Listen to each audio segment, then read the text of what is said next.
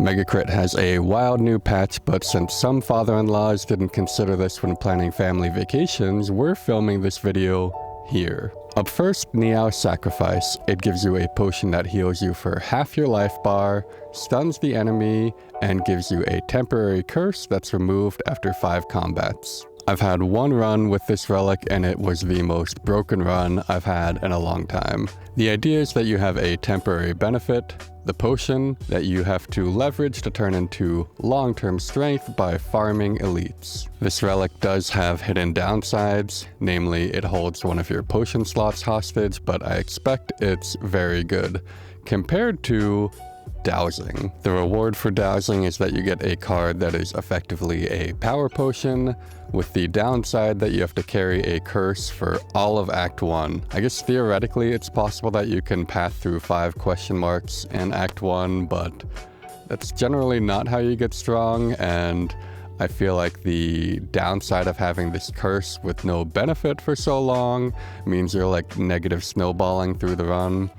Compared to something like Lava Rock, which I think actually has a better upside than the Abundance card reward and no downside. I've seen people compare Abundance to White Noise. I guess statistically it's like equal to White Noise a third of the time and better than White Noise 2/3 of the time. The question is how much?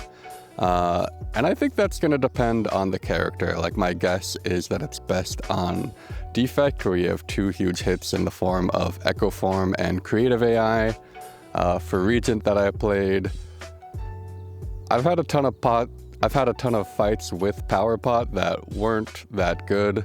My guess is that on average this card is a little bit better than Discovery, which to me does not make it worth holding a curse for all of Act 1. I mean, it's just like in Spire combats you want to be strong on turn 1, and in a Spire run you want to be strong in Act 1 because of the snowballing, so I don't think currently it's ever correct to take this. Demon Form. To me this is like a fan service buff. Like, if you complain loud enough and long enough on Reddit, they will buff the thing you're talking about. They did this already with Permafrost close to launch, which I think was already a very good relic, and thematically it doesn't want to give 7 block, it wants to give 6 block, but I feel like they give in as like a form of community management. The other thing I think about Demon Form is that in Spire 1 you would get Snecko Eye like 1 out of 5 of your runs, or at least like get offered it. Whether you took it or not is one thing. Like, Snecko Eye was a relic I took all the time in Spire 1, and I've never had a run with it in Spire 2. So that, to me, really changes like the balance of big bomby 3-cost cards like Demon Form. Diadem got changed. Diadem was a combination of boring and overpowered, so goodbye and good riddance. And the change that nobody saw coming, Well-Laid Plans got buffed. If there was any card that didn't need a buff, it was this. There's kind of like a strange history of the card. I think Megacrit really didn't like that this card was not available in multiplayer. Obviously, they could have made it available in multiplayer. I think Anthony's history with Magic comes into play a bit here. There was a very good card back in the day called Sensei's Divining Top. I believe, if memory is serving me correctly, people can fact check this, I believe it got banned for tournaments, not for power level reasons, but because it was making them take too long.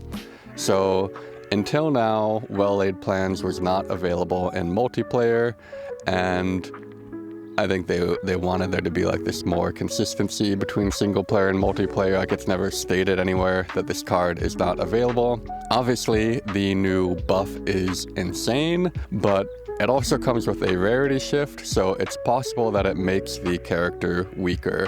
And I think functionally, in many fights, these are the same card, which I know is like crazy to say, but hear me out. Often with silent, and I know I'm not known for like the most hinged silent takes. Do I have to move? There's like a cart. There's something happening. Often when you would get Well-Laid Plans in play, you never had bad turns after that, and I think often you never took damage after that. So I think in a way it's like gonna be doing the same thing. I know it's like more busted, but it was already very busted. And lastly, Pillar of Creation. I know there's some ironclad changes. You can watch somebody else for those. Oh no, there's new joggers again. All right, I'm gonna wait a second. It's 7 in the morning. Why are you so active?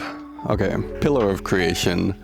It's possible that this is a buff to the character. So like I said earlier, you want to be strongest in Act 1, and this, numerically when you look at the change, like this does way more block when you create 1 card a turn.